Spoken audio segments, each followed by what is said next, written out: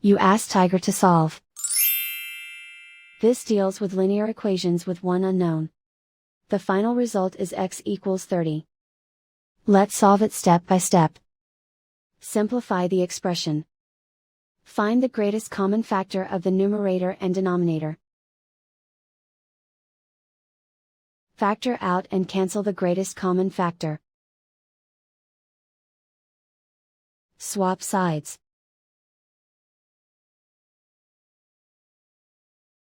Isolate the x. Multiply both sides by 60.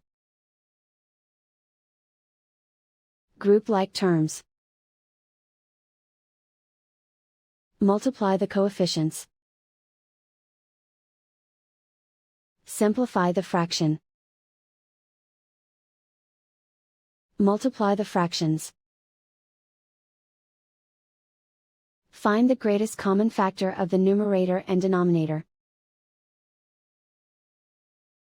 Factor out and cancel the greatest common factor.